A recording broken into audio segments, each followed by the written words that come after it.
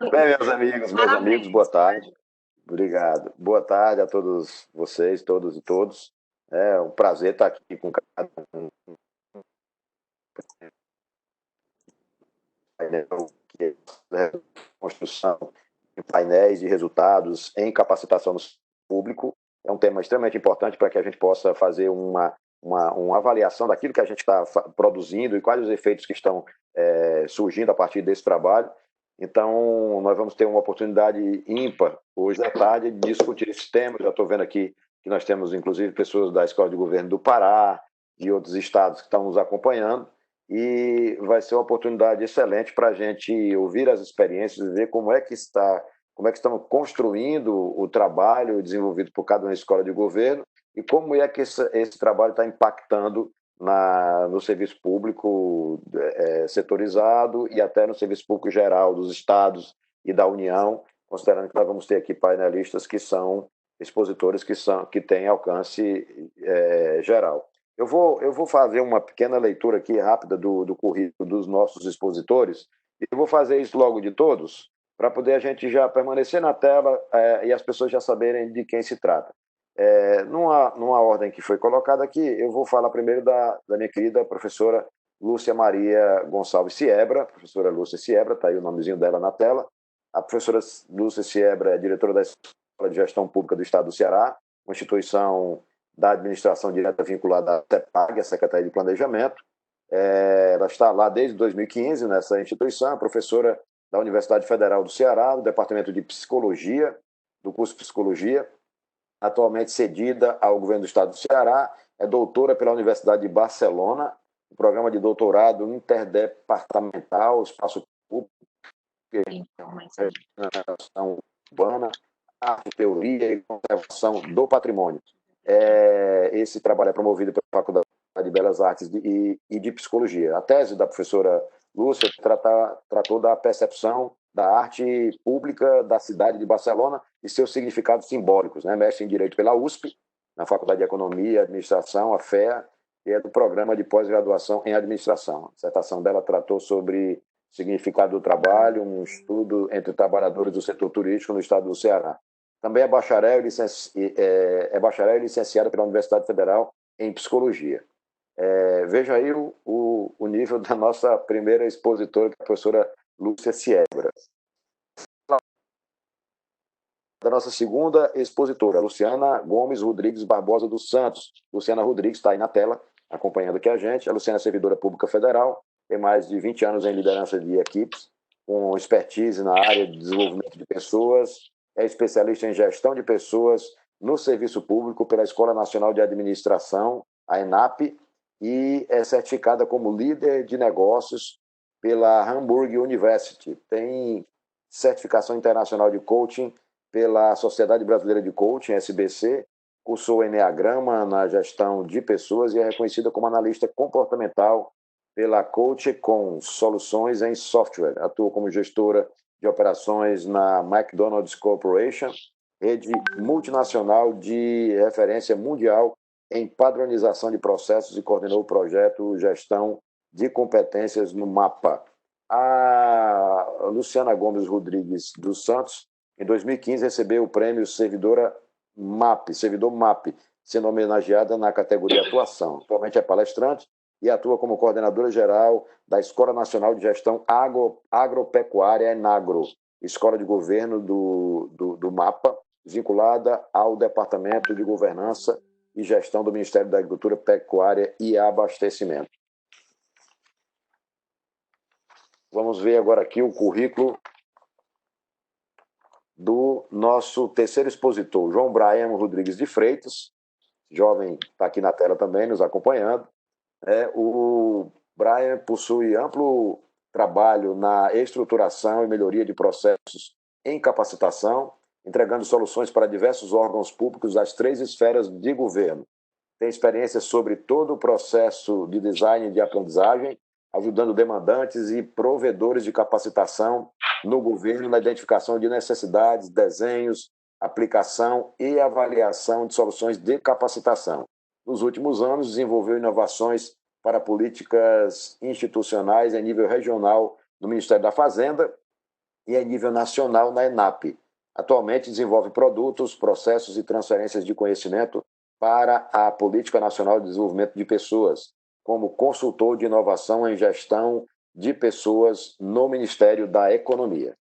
Esses são nossos 3 expositores que vão trabalhar hoje a temática da construção de painéis de resultados em capacitação do setor público. Os nossos companheiros painelistas, expositores, já têm conhecimento prévio de como será a modalidade das nossas apresentações, mas não custa nada eu passar aqui. Nós teremos 50 minutos para tratar dos temas que serão apresentados por cada um dos palestrantes, 50 minutos no geral, e esses 50 minutos no geral, algumas explicações sobre o painel, que eu já adiantei, e nós teremos 10 minutos para cada expositor colocar as suas ideias, os seus trabalhos de pesquisa, e aí, ao final desses 10 minutos, nós voltaremos para umas considerações gerais internas, se necessárias, conduzidas aqui pela mediação, e depois nós vamos encaminhar as perguntas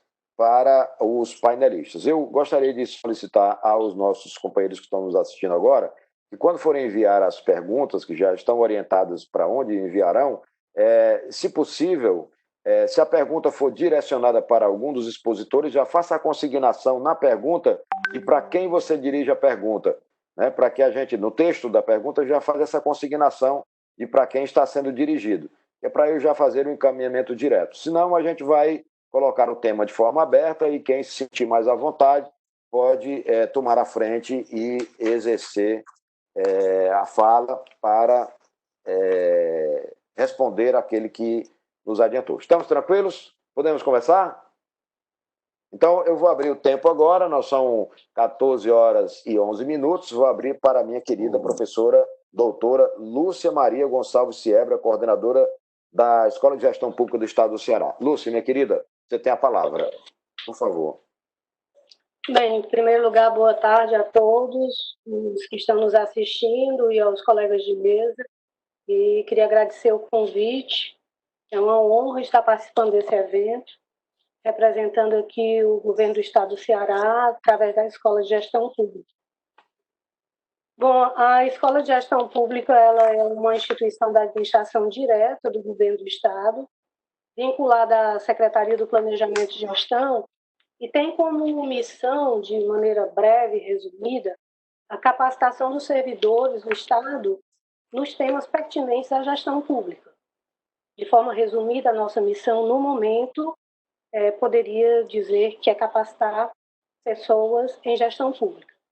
Porém, estamos em processo de transformação que vem desde já do ano passado, repensando novos caminhos para a escola. E nesse repensar, agora mais do que nunca, com a pandemia, a Covid-19, nós estamos precisando reinventar alguns processos que estavam previstos para acontecer no futuro e que a gente está nesse momento antecipando. E acredito que isso todas as instituições que trabalham com educação estão vivendo nesse momento. É uma reinvenção, é o uso da tecnologia para não parar, trabalhar em casa, mas manter o contato, manter a atividade de educação corporativa. Nesse sentido, as nossas atividades presenciais, elas estão suspensas e estamos nesse momento... Está com problemas de transmissão com a professora Lúcia? Professora Lúcia, eu acho que... Alô? Alô? Acho que voltamos. Vamos lá, voltamos. Eu acho que conseguimos. Voltamos. Bom, pode seguir. Então, vamos direto à tela. Vou pedir ao Paulo para colocar a apresentação. E nós vamos apresentar, nesse momento, 2 painéis dentro dessa ideia de painéis de resultados, onde vamos discutir o que nós estamos experimentando. O primeiro painel que nós vamos apresentar, ele já está disponível e ele é um painel que ele é alimentado momento a momento. Trata-se, na realidade, de um painel de acompanhamento, de monitoramento e resultados de um curso Pode passar, Paulo.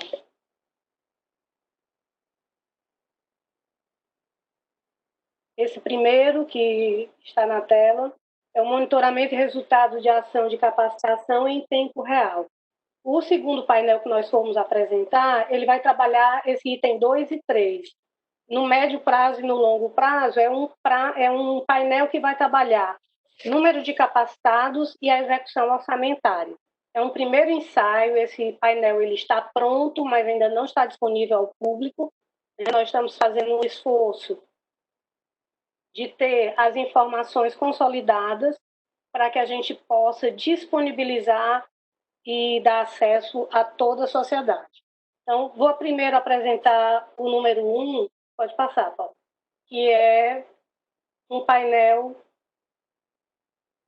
do curso Elaboração de Projetos Sociais, é um curso EAD. Esse curso ele é uma parceria com o Ministério da Economia, que desenvolveu o conteúdo e nós desenvolvemos dentro da plataforma o curso. Desde 2019 ele está sendo ofertado na Escola de Gestão e ele tem como objetivo o acompanhamento em tempo real do curso. Esse curso ele é aberto para todo o território nacional. A gente podia entrar no link e mostrar rapidamente para vocês como é que ele se apresenta. O Paulo está me ajudando aí. Então, esse é o primeiro painel. Ele trabalha com os dados gerais do curso Elaboração de Projetos Sociais. E aqui ele traz na tela as principais informações, desde os participantes cadastrados, aqueles que concluíram o curso com uma média final superior ou igual a 6, e quantos já foram emitidos os certificados.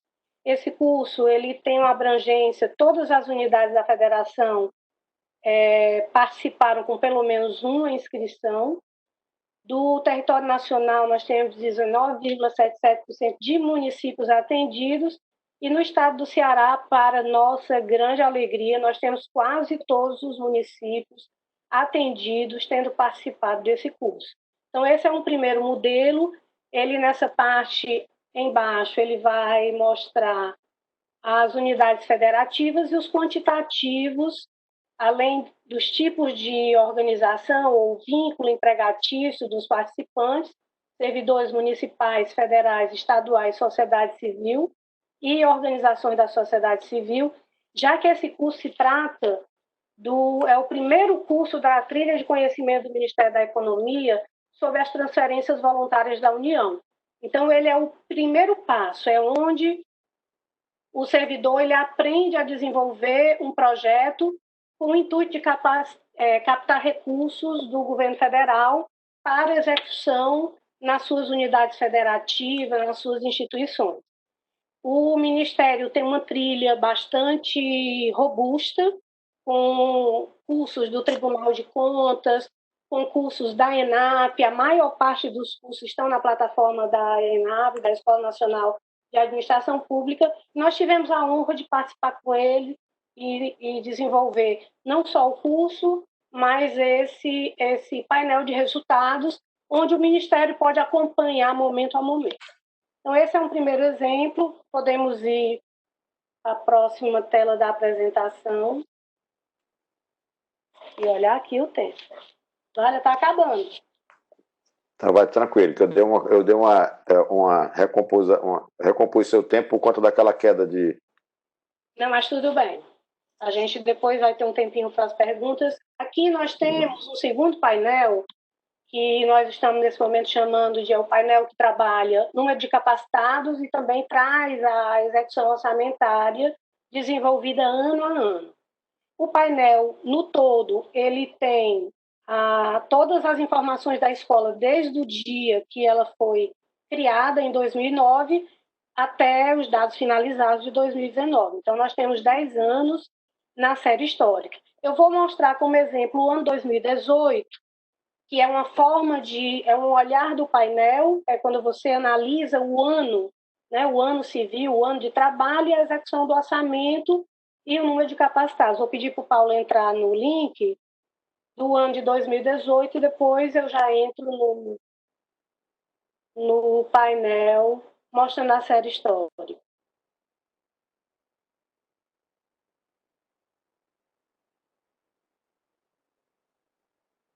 Paulo, nós podemos entrar lá embaixo no ano 2018. No menu, isso, no selecione um ano, aí você... Perfeito. Então, aqui é como o painel, ele apresenta os dados quantitativos em gráfico, onde nós temos a educação presencial, essa linha laranja, com 3 picos, né, ao longo do ano. Nós temos momentos onde normalmente coincide com eventos de grande porte, com algum seminário, com, às vezes, eventos acontecendo ao mesmo tempo, com parceiros que nós temos, muitos parceiros, e a linha azul é a área de educação à distância. Então, esse painel, ele vai trazer esse gráfico em cima, na parte de cima, eu vou pedir para o Paulo subir aí um pouquinho.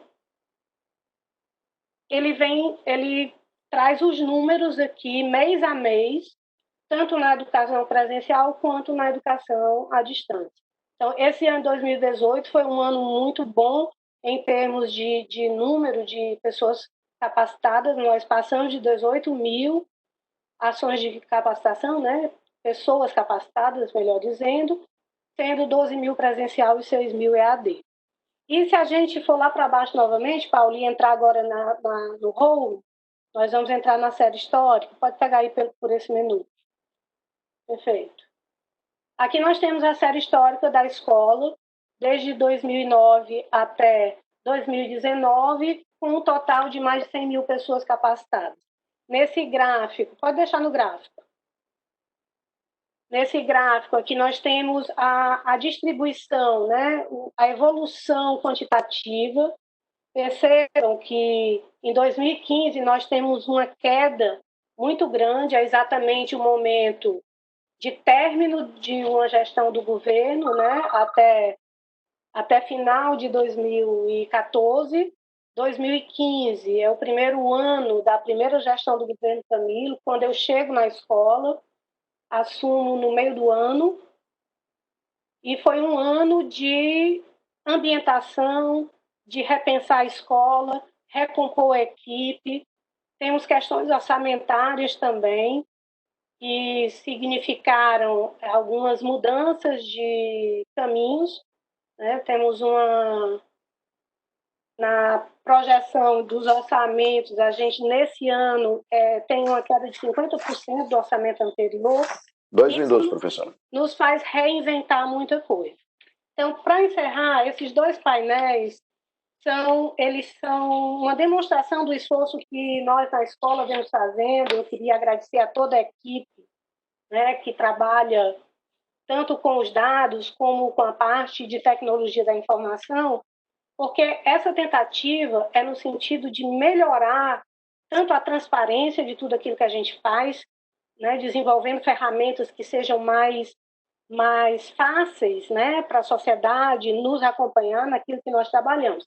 Mas uma observação precisa ser feita, e quando se fala de painéis de resultado, numa perspectiva de análise de dados quantitativos.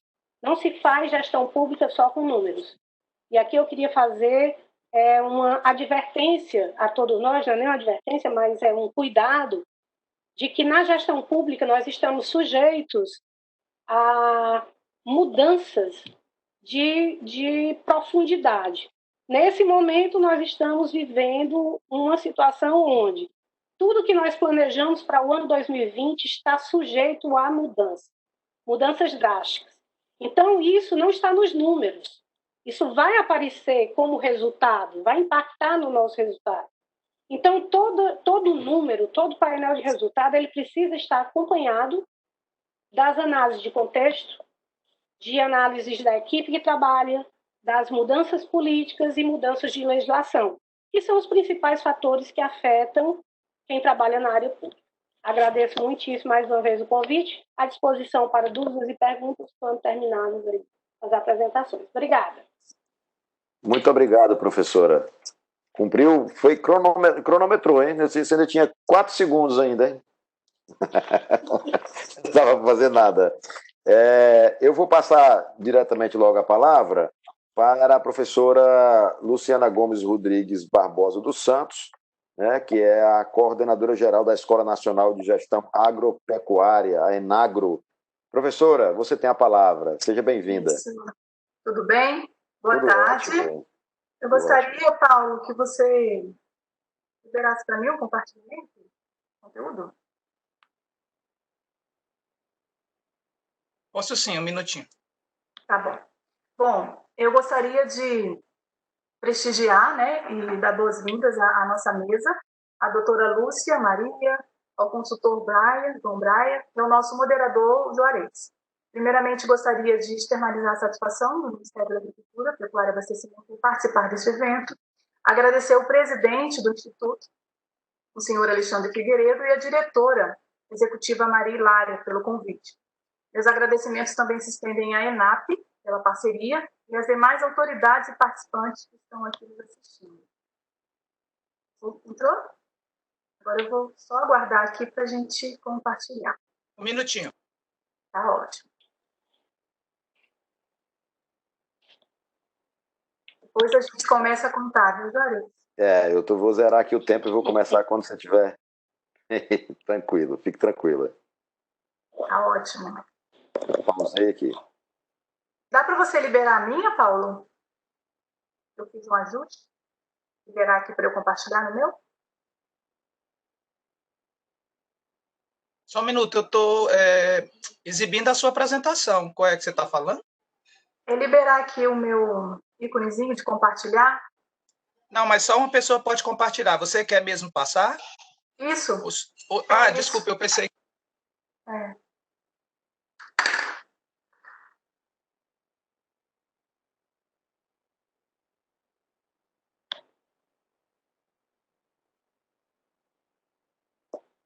Pronto, eu havia entendido que você estava pedindo para eu passar. Ok, já está liberado. Ah, sim. Ótimo.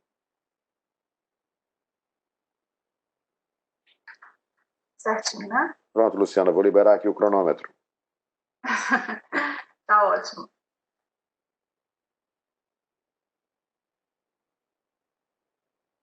Então, vamos lá, já fiz as apresentações. Agora eu vou fazer uma breve apresentação da nossa escola. A ENAGRO, ela é a escola de governo do Ministério da Agricultura, vinculada a um departamento de governança e gestão do Ministério. Ela foi instituída, a estrutura do MAP, em 2015, e agora, em 19 de agosto, estaremos completando aí 5 anos. Até o momento, cerca de 21 mil, aproximadamente, né, 21.600 alunos foram capacitados, totalizando assim 174 mil horas de capacitação. A ENAGRO ela está incorporada ao Sistema Seguro, Sistema de Escola de Governo da União, coordenada pela ENAP. A ENAGRO tem no seu projeto pedagógico 3 frentes de atuação.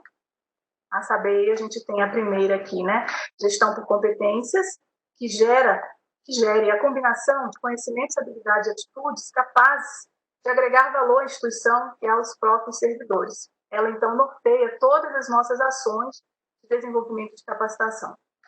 Aqui também nós temos a gestão estratégica da capacitação, ou seja, tornar as nossas ações de forma estratégica, vinculando assim aos objetivos institucionais. Por sua vez, temos também a gestão do conhecimento, que busca trabalhar, né, de forma integrada todo o conhecimento gerado na casa, criando assim um armazenamento, captação de informações e disseminação desses conhecimentos a partir das ações de capacitação. Por fim, a valorização do servidor, por meio do reconhecimento do mérito, do desempenho dos servidores na prestação dos serviços e entrega à sociedade. Aqui, como visão e missão do ENAGRO, em missão a gente busca oferecer programas de desenvolvimento e propiciar condições para uma aprendizagem contínua. E como visão, até 2025, ser reconhecida como referência no desenvolvimento e formação dos envolvidos nos arranjos produtivos e sociais da agropecuária brasileira. Como nosso público-alvo, nós temos aí, então, uma rede de partícipes internos, que são os servidores, colaboradores em geral, e o público externo, que são todos os colaboradores envolvidos nos arranjos sociais do sistema relacionado à estratégia do agronegócio brasileiro. Para atingir, então, esse público, a escola busca parcerias com demais escolas de governo e entidades públicas e privadas, Nossas dimensões de ensino são treinamento, capacitação e curso de formação em parceria com as unidades específicas, né, finalísticas do âmbito do MAPA. Nossa força de trabalho é composta aí por uma equipe multidisciplinar de 21 servidores e conta com o apoio especial da nossa rede nacional de agentes de desenvolvimento de pessoas que estão lotados em demais unidades administrativas de toda a esfera aí do nosso Brasil. E aí a gente pergunta, né, como tudo começou? Quando começou o processo de monitoramento e avaliação de resultados no MAPA? Então, aqui eu vou trazer para vocês um estudo, né, um case aí do MAPA, que vai traduzir quando começou esse processo avaliativo. A partir do primeiro ciclo do mapeamento de competências, que foi ali pelo ano 2016, 2017, tivemos uma parceria, né, o MAPA celebrou uma parceria com a Universidade Federal do Pará. Ali a gente mapeou as competências no âmbito tanto institucional como setorial, aquelas individuais e específicas de cada unidade administrativa. Nesse momento, resultou, então, no diagnóstico de competências, trazendo um insumo para a elaboração do plano de desenvolvimento de pessoas, como ferramenta viável, a análise e a avaliação das necessidades de desenvolvimento, que na época era o nosso grande desafio. Nessa etapa, realizamos a avaliação das competências dos servidores, por meio da capacidade de entrega e valor de desempenho de suas funções. Nossa metodologia baseia-se pelo diagrama de Pareto, onde buscamos evidenciar 20% dos esforços entre recursos humanos e financeiros para suprir as altas lacunas de desenvolvimento, resultando assim em 80% dos resultados. Aí vale lembrar que, olhando esse gráfico, a gente tem aqui 359.928 necessidades de desenvolvimento, mas, trabalhando nesse sentido do diagrama de Pareto, a gente consegue trazer uma representatividade de 81.553 necessidades de desenvolvimento, vinculada aí aos objetivos estratégicos. Trazendo aqui um outro olhar para esse gráfico, nós temos aqui a adesão, né, do corpo funcional em questionários repetidos, que para termos um insumo desse diagnóstico, nós aplicamos à época um questionário. Esse questionário ele trazia toda a gama de competências por unidade, onde a gente conseguia avaliar, então, por servidor, cada competência. Então, nós tivemos 9.575 questionários respondidos, um universo aí de aproximadamente 11 mil servidores, em toda a esfera nacional. 6.524 servidores foram avaliados, entre a sua autoavaliação e a avaliação, a percepção da chefia, versus a importância que foi dada àquela competência quando da identificação dessa competência nas oficinas de mapeamento. Aqui eu trouxe só para ilustrar, né, compartilhar com vocês, a campanha de sensibilização que nós fizemos, né, para ter esse resultado. Foram pílulas, né, no âmbito do MAPA, também teve muito corpo a corpo, aqui eu trouxe o corpo a corpo, né, a gente colocou um estande com um computador próximo à entrada do restaurante, aqui no MAPA sede, e nas superintendências também, e aqueles ADPs, os agentes de desenvolvimento, eles também nos apoiaram muito. Então, essa campanha, ela se deu em torno de um mês e 2 semanas. Aqui eu trouxe para vocês também, para deixar um registro da etapa, né, da elaboração do nosso plano no primeiro ciclo de mapeamento. Aqui constam representantes de todas as unidades administrativas do MAPA, entre gestores e técnicos, o corpo funcional de cada unidade. Nosso foco à época, a intenção era tornar o servidor como um ator responsável do processo de capacitação, do seu desenvolvimento, um ator responsável no seu desenvolvimento, e não como um agente passivo, como ele se parava à época. Né? Assim, objetivamos resgatar a credibilidade do plano de desenvolvimento de pessoas. Esse processo gerou uma gestão participativa, colaborativa, onde todos os envolvidos aí participaram, engajando-se no processo. E agora a gente pensa, o que fazer, né, com todo esse insumo, com o diagnóstico, com toda essa informação que a gente tinha no momento? Isso foi final de 2018. Então, no exercício de final de 2017. E aí a gente pensou, o que fazer com esse insumo? Foi a partir daí que lançamos o nosso painel de capacitação. Essa ferramenta que propicia avaliar todas essas ações de desenvolvimento no âmbito do MAPA. À época, levantamos umas premissas que embasaram a concepção da solução, onde tivemos aqui como mecanismo de gestão, apoio à governança institucional e transparência pública. Como mecanismo de gestão, a gente entende que essa ferramenta subsidia a ENAGRE, as unidades administrativas do MAPA, no monitoramento e avaliação de desenvolvimento de competências. E, em relação ao apoio à governança institucional, a gente tem, então, a avaliação de indicadores de execução das ações de capacitação. Em relação à transferência pública, a disponibilidade, né, dessa informação, do acesso à informação para tomada de decisão e geração de conhecimento e valor à sociedade. Ganhos e melhorias do painel após suas versões. Tivemos a versão 1.1, agora estamos na 2.0, aliás, já engajando para 3.0. A gente está agora no momento de homologação. O painel é elaborado em atendimento à Lei de Acesso à Informação e também a recomendação do TCU Acordo 1563 de 2015. Então, os ganhos e melhorias que nós tivemos até o momento foi mecanismo de controle, monitoramento e avaliação, corresponsabilidade de gestores na tomada de decisão, responsabilidade, racionalização dos gastos públicos, transparência das ações de desenvolvimento ou capacitação. Aqui uma visão geral, essa é a versão 2.0. Então, a partir dessa integração do painel, é possível que qualquer usuário tenha acesso à informação sobre desde o planejamento das ações, a execução e relatórios exponenciais que podem ser utilizados por gestores em diversas secretarias. Aqui eu vou entrar para vocês.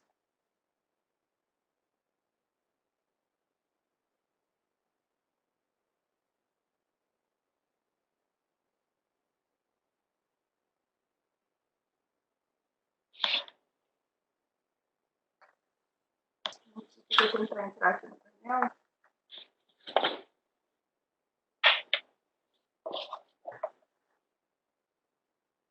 Você tirou meu compartilhamento, Paulo? Não. Deixa eu ver aqui. Porque sumiu aqui o arbinho que a gente... Não, você é apresentadora no momento. Sumiu? Sumiu o botão? É.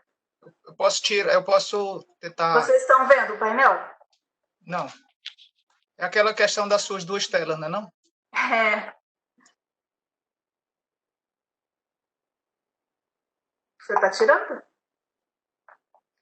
Não, eu estou aguardando ver se é o problema das suas duas telas, não é não, né? Então, vou Apareceu tentar... aí? Apareceu Não, agora? nada. Nada. Só o seu rosto. Tá certo. Então, tem que colocar novamente.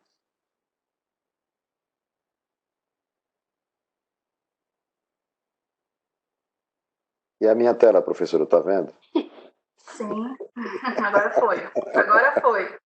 Eu vi sua tela aí, viu, Juarez? A plaquinha é top. Vocês estão vendo aqui, gente? Sim. Então, tem 1 minuto, bem rapidamente, vamos lá.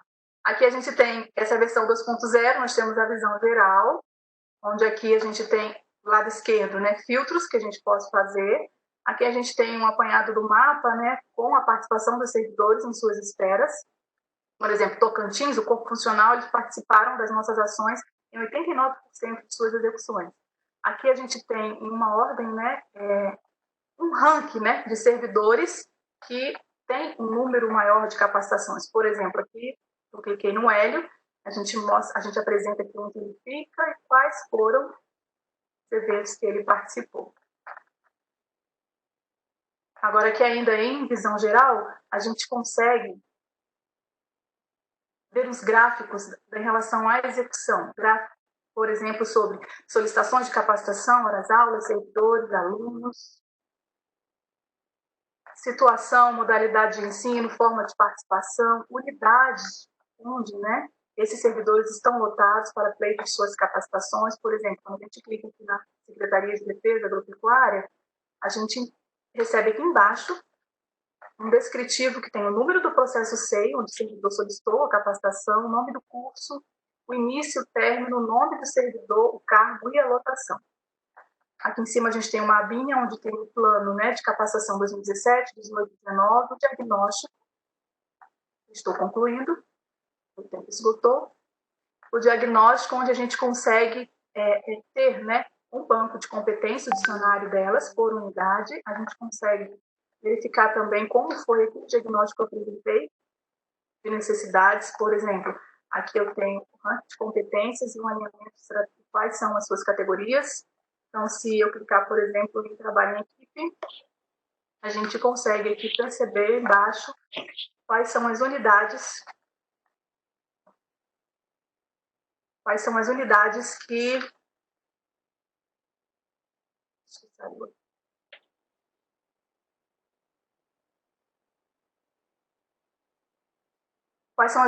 que aqueles servidores estão lotados. Então é isso, viu? Acho que tem um probleminha. A gente está em homologação. Tudo bem, Juarez? É com você. Na hora das perguntas a gente pode voltar, viu? Tá bom, só uma perguntinha. Tá saindo direitinho aqui a palavra ou tá invertida? Ah, isso aí tá me deixando nervosa. E tá invertido? Tá invertido ou tá certo? Não, tá certinho. Pronto, Me atrapalhou aqui, viu? Mas foi ótimo. Obrigada, gente. Brian, se prepara, Brian. Se prepara. Não, que nada. Desculpa.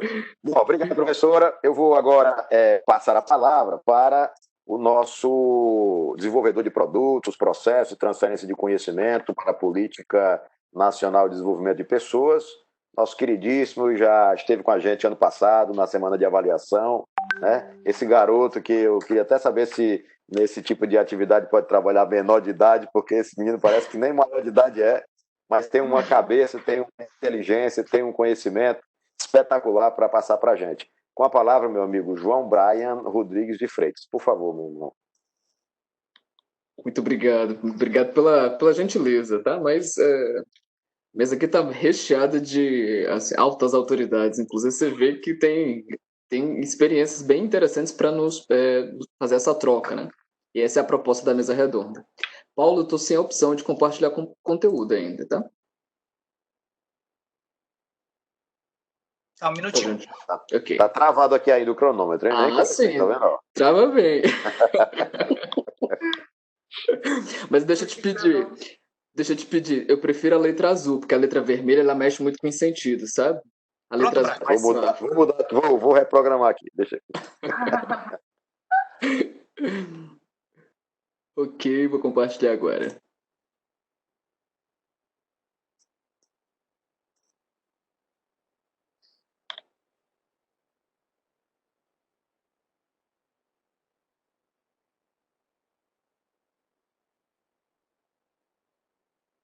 Todos conseguem visualizar? Ainda não chegou para a gente aqui, não. Pelo menos para mim, não. Chegou agora. Ok. Então, deixa eu só modificar aqui as telas do lugares. Bem, queria agradecer novamente, né, que é uma satisfação que a gente possa ter essa oportunidade de tratar desse tema, um tema que é tão caro, né, tão importante, muitas vezes não tão atencionado, né, não tão objeto de atenção, seja pelo campo da avaliação pública ou seja pelos próprios burocratas de um modo geral. Daí a felicidade de a gente já ver dois exemplos concretos, né, tanto de uma evolução sistêmica aí da EGP Ceará, quanto de um produto já inclusive estabelecido do mapa, né, também em processo de melhorias. A gente fica muito feliz realmente com esses produtos já concretos, porque nos mostram que é possível, né? Então, o órgão, a unidade de gestão pública que possa se sentir convidada, convocada, desafiada, já encontra nos dois exemplos possibilidades e caminhos que possam ser implementados. Então, eu realmente fico muito feliz com isso. A minha proposta de apresentação é uma proposta mais provocadora, né? Eu vou fazer mais aqui um advocacy. Inclusive, vou reproduzir parte da apresentação que eu fiz na Rede Brasileira de Monitoramento e Avaliação, na sessão jovem, há 2 dias. Lá na oportunidade eu pude falar com alguns avaliadores, e aqui eu vou estender também esse convite, esse advocacy para formuladores de políticas, gestores públicos e o público também que nos assiste. Então, a ideia que eu quero explorar é que o painel de resultado em capacitação ele é um instrumento que se utiliza do DataVis, da visualização de dados. E é esse DataVis que pode ser utilizado como estratégia tanto para a tomada de decisão quanto a accountability. Faço só um disclaimer, né? Apesar de atualmente ser consultor aí do ME, a apresentação ela não representa necessariamente as opiniões das organizações que eu vou citar aqui. Então, com base nisso, trago a o ponto de partida pelo qual a gente deve considerar. E esse ponto é um ponto bem simples, mas muitas vezes é desconsiderado, de que não existe Estado sem pessoas. E não existe políticas públicas sem pessoas, tanto para formulá-las quanto para executá-las na ponta. Sendo assim, a capacitação ela é uma prerrogativa, ela é uma condição-chave justamente para a própria consecução das políticas e dos objetivos do Estado, embora muitas vezes isso não seja tão percebido. A gente tem um discurso teórico, muitas vezes, de que a gestão de pessoas, a capacitação é estratégica, mas a gente não consegue trazer a gestão de pessoas e a capacitação para fazer parte da gestão estratégica. Então, a gente ainda é muito secundarizado a importância que é dada do ponto de vista teórico, discursivo, mas a gente não consegue um arranjo institucional que consiga albergar a capacitação em sua dimensão e em sua proporcionalidade de importância. Então, a capacitação de agentes públicos é fundamental. A gente não pode perder isso de vista, especialmente nós, né, de escolas de governo, temos isso como função, inclusive, constitucional. Então, se a gente quer que o Estado tenha um aparato competente, burocrático competente e orientado para os desafios que são próprios da gestão pública, a gente precisa garantir de que esses agentes públicos sejam qualificados, possam ser beneficiados por capacitação. No entanto, embora a gente tenha essa grande importância e a dimensão da capacitação para a própria consecução de políticas, a avaliação em si de resultados em capacitação ainda essa aqui é uma analogia que eu faço na minha experiência enquanto avaliador, de que há 5 anos no governo federal, inclusive, de que a avaliação de resultados em capacitação é um túnel longo, escuro e solitário, do qual poucos têm interesse ou mesmo coragem de atravessar e descobrir o que existe no pós-capacitação. Então, embora haja um avanço significativo da ciência do treinamento, né, da área de avaliação, de um modo geral, inclusive dentro da ciência do treinamento, ainda muita agenda ainda lacunada, né? A gente tem muitos gaps, tanto de prática organizacional em avaliação de resultados, quanto em agenda de pesquisa. Então, o campo de avaliação ele é um campo solitário, né? Do ponto de vista da avaliação de resultados. Eu também faço voz ao que foi discutido anteriormente em outros painéis, especialmente o painel em que falou sobre os desafios de avaliar o mundo VUCA, quando o Brené fala sobre uma certa fixação por avaliação de resultados. Eu compartilho em parte justamente desse pensamento, tanto é que na primeira edição da SAEG, em 2018, eu tive uma fala que foi muito expressiva. Eu disse que a gente precisava comer muito feijão com arroz para pensar em falar sobre avaliação de resultados, porque a gente não fazia o dever de casa, que era o dever simples, que é fazer a avaliação diagnóstica. Se você não faz uma análise do pré, como é que você pode, então, se propor a fazer uma análise do pós? Então, concordo, sim, com isso. A gente, inclusive, tem avançado em algumas frentes com a avaliação diagnóstica, mas, como também Brené falou, como o Gus falou, a gente, embora ainda tenha muito dever de casa a ser feito, é importante que a gente tenha em vista o horizonte que nos apercebe. A gente precisa dar conta da avaliação diagnóstica, mas também precisa dar conta da avaliação de resultados. Então, eu faço convite não só para avaliadores, jovens avaliadores, acadêmicos em avaliação, gestores públicos que possam justamente ter mais atenção e dedicar um pouco mais da agenda teórica e agenda pragmática para avaliação de resultados em capacitação.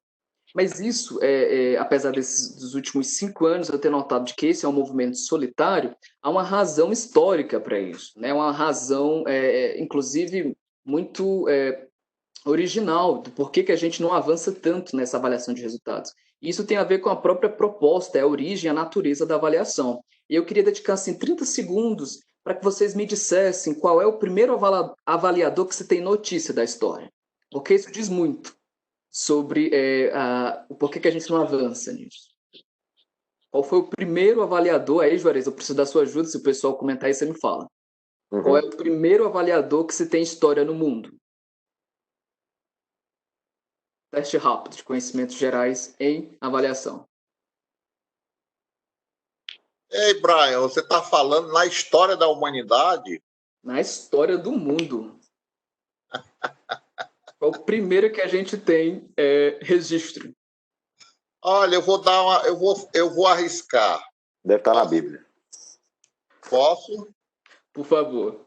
Pelos registros que foram encontrados na Suméria antiga, é muito provável que tenha sido um daqueles escribas sumérios, há 5.000 e alguns anos atrás. Esse é um bom palpite. É um chute.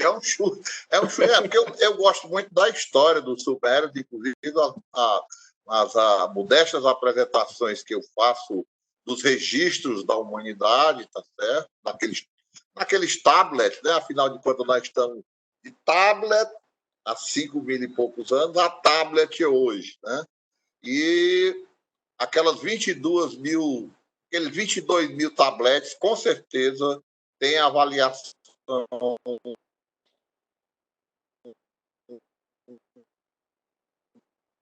do desenvolvimento da tributação, da transação de, como é que chama, de bens. Então, é razoável imaginar isso, mas eu acho que você tem a resposta e está fazendo um teste com a gente. Perfeito. Deixa eu só conferir, então. A gente teve alguma outra resposta também, Juarez? Não encontrei aqui, não encontrei. Não. Ótimo. Então, vamos para esse primeiro avaliador, né? Eu vou ler em espanhol, porque vou tentar ler em espanhol, porque isso dá mais drama, né? O caso inclusive, é um caso jocoso, mas que explica justamente a posição da avaliação e o porquê que a gente não avança nisso, tá? Vou tentar meu espanhol, então me perdoem se eu tiver alguma fraquejada. La avaliación nació en séptimo día de la creación, cuando Dios miró todo lo que le había creado y declaró, es bueno. Com esta sola frase, Dios se convierte en el primer avaliador del mundo. No obstante, la avaliación así de los cielos resultaba para algunos insuficiente y demasiado subjetiva. Por tanto, ao escuchar a avaliação de Deus, autoavaliação, por certo, o diabo objetou e insistiu. Como sabe que é bom? Como le midiu? Com que indicador julgou a bondade de sua criação? Com que lhe comparou? E assim nasce a avaliação como a conhecemos hoje, em los fuegos do inferno. Apesar de jocoso e apesar de ser uma anedota, ali da Karen Marin Moquette, essa é uma das explicações pelo qual a gente pode encontrar a razão porque a gente não avança tanto na avaliação de resultados em capacitação. A avaliação tem essa natureza provocativa, essa natureza justamente de gerar comparação, gerar classificação, e isso emerge justamente de alguns interesses políticos, institucionais, logicamente o nível de maturidade organizacional que a gente tem que considerar, mas parte desse não avanço da avaliação de resultados em capacitação se deve à própria natureza da avaliação. Mas o meu trabalho aqui, a minha proposta é justamente fazer uma advocacy, que a gente possa perspectivar a avaliação no seu sentido benéfico, né? Que a gente possa perspectivar sobre esse sentido, inclusive imediato. Então, um painel de resultados, por exemplo, se a gente conseguir, e a gente já verificou, inclusive nos 2 exemplos anteriores, a implementação de um painel de resultados possibilita que a gente subsidie a tomada de decisão. Então, você veja ali que Luciana falou, por exemplo, sobre mais de 800 mil necessidades. Como visualizar essas necessidades? Como tomar decisões a partir delas? E um painel de resultados facilita justamente essa tomada de decisão, porque você tem um data vis, um recurso visual que possibilita insights, ele acaba evidenciando indicadores chaves de performance. Esse é um ponto importante que Luciana trouxe à tona, a questão da metodologia de Pareto, né? Identificar aquelas necessidades que, mobilizando 20% do esforço, resolve 80% dos problemas. Esse é um ponto também bem razoável, porque a gente não consegue dar conta de todas as necessidades de capacitação que a gente tem em nossas organizações. Então, a gente precisa de estratégias justamente para priorizar aquelas que são mais imediatas e aquelas que possam ser objetos de intervenção em médio prazo. Então, o painel de resultados ele possibilita esse tipo de decisão. Uma outra coisa é de que o painel ele possibilita essa otimização de tempo e de recursos. Obrigado, Elvir. Então, a gente tem a possibilidade de otimizar esses recursos por meio de um painel de resultados. Um outro ponto também que a gente não pode perder de vista é que o painel de resultados fortalece esse accountability. Ele evidencia o valor agregado da capacitação para atendimento de políticas, programas e projetos de interesse da sociedade. Embora a capacitação seja realmente algo importante, uma das condições cruciais para a consecução de objetivos e projetos, a capacitação não é um fim em si mesmo. Então, a gente não pode encerrar os nossos esforços de evidenciação dos resultados apenas quando a gente faz a prestação de contas entre aquilo que foi planejado e aquilo que foi ofertado. Então, é muito plausível, é muito interessante, é muito importante. Mas esse é o primeiro passo, quando a gente diz para a sociedade, olha, eu investi 37 mil nesse curso, e esse 37 mil foi destinado em tantas horas, para tantas pessoas, em tantos locais. A gente conseguiu controlar, desenvolver e mobilizar o desenvolvimento dessa competência, mas a gente não pode se encerrar aí. A gente precisa mostrar para a sociedade qual é o valor agregado que isso traz para a capacitação, para os serviços públicos de um modo geral. Por isso, eu queria encerrar já com essa proposta do Carl Sagan, né? Carl Sagan fala que em algum lugar, alguma coisa incrível está esperando para ser descoberta. E o meu convite é de que nós, gestores públicos, formuladores de políticas públicas, nós, coordenadores de políticas, jovens avaliadores, acadêmicos de avaliação, que a gente possa se debruçar sobre a avaliação de resultados em capacitação. A gente pode dar conta, inclusive, de algumas relações mais próximas. Então, por exemplo, quão benéfico e quão interessante seria se a gente descobrisse, por exemplo, qual é a relação que tem entre a capacitação de agentes de segurança, a capacitação em segurança e a diminuição, por exemplo, do índice de criminalidade. Já imaginou se a gente conseguisse esse tipo de correlação? A gente conseguisse isso? A gente poderia subsidiar muito melhor e com muito mais confiança e com muito mais evidência a formulação de políticas públicas na área. Se a gente, por exemplo, conseguisse correlacionar, a gente acabou de ter, por exemplo, uma capacitação obrigatória de procedimentos clínicos para enfrentamento ao Covid. Qual é a correlação que existe entre essa capacitação e o nível de acerto de diagnósticos da Covid? E o nível de sobrevida, por exemplo, de infectados? São todas relações que, embora não seja a priori causalística de causa e efeito, mas que a gente poderia descobrir através de um painel de resultados, explorando inclusive os recursos do Big Data. Com certeza a gente tem muita coisa a descobrir e o meu convite é que a gente dê o primeiro passo, que a gente siga e que a gente faça essas descobertas, que com certeza virão descobertas muito incríveis. Obrigado. Ótimo. Muito obrigado. Só falando aqui com relação à primeira avaliação, a Ana colocou aqui que ela deu um palpite aqui logo em seguida. Ela falou que podia ser o recenseamento no tempo de Herodes. Ela falou alguma coisa a respeito disso. Então, é também uma fala. Mas quando você foi lá na gênese da coisa, então já ficou tudo posterior, né? Eu lembrei agora que em 1988, eu estava ingressando na Faculdade de Agronomia da UFC, e aí vi agora aqui e eu queria registrar a presença do conselheiro Luiz Alexandre Albuquerque Figueiredo de Paula Pessoa, que é engenheiro agrônomo, bacharel em Direito, professor, foi deputado estadual e hoje é o presidente do nosso Instituto Plácido Castelo. É uma grande alegria ter o senhor aqui, conselheiro. Obrigado, Juarez. É uma honra. A honra é toda nossa. E aí nós finalizamos a fala dos nossos expositores, e eu gostaria de fazer uma pergunta que vai mais ou menos na direção do que o Brian acabou de falar. Por exemplo, nós realizamos um trabalho de escolas de governo, né? Eu estou à frente da Academia Estadual de Segurança Pública, a Lúcia está aqui à frente da EGP, aí está a Luciana à frente da Escola Agropecuária, lá do Ministério de nível federal, o Instituto Plácido Castelo, da Agricultura, né? E aí a pergunta tem a ver exatamente com o que você acabou de falar, Brian, né? A gente tem parâmetros de avaliação das escolas, mas nós temos um público-alvo. Então, por exemplo, eu faço um curso, um exemplo, eu tenho uma atividade de investigação policial, que se realiza na Polícia Civil, com Polícia Judiciária, e aí, com o advento de tecnologias, lá na nossa academia, nós chamamos alguns policiais civis para fazerem cursos de investigação de crimes cibernéticos, levando em conta plataformas modernas e tudo mais.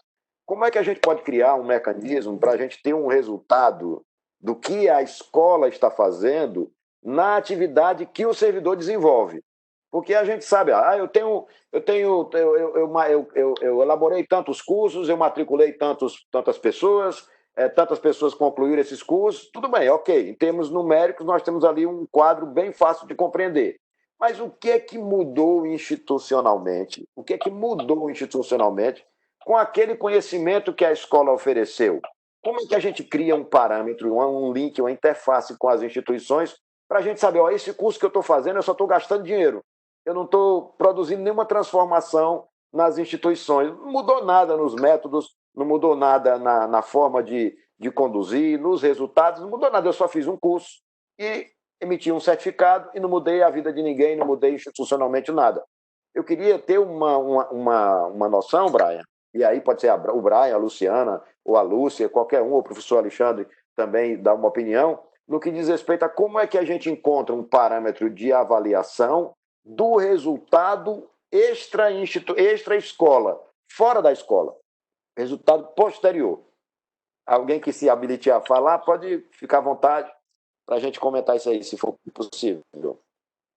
Gostaria primeiro de ouvir as mulheres, mas eu tenho uma experiência para contar bem rápido. Pois não, professor. Quando nós começamos o nosso trabalho no Instituto Plácido Castelo, nós começamos visitando escolas de ensino médio, escolas públicas de ensino médio no interior do Ceará. E nós percebemos que as diretoras, os diretores que eram escolhidos pela própria comunidade, eles tinham muita dificuldade em prestar contas. Inclusive das coisas mais básicas, né? Aquilo que chama suprimento de fundo. E nós passamos, então, a fazer em loco, né, essa qualificação dessas professoras, dessas diretoras, desses diretores, e logo em seguida nós passamos a avaliar.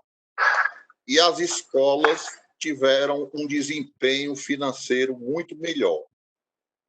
Nós temos, inclusive, eu acho que a doutora Hilária tem esses dados registrados, mas eu não quero arriscar, mas essa experiência eu sempre cito, porque ela é palpável. A gente sente logo a melhora da administração da coisa pública.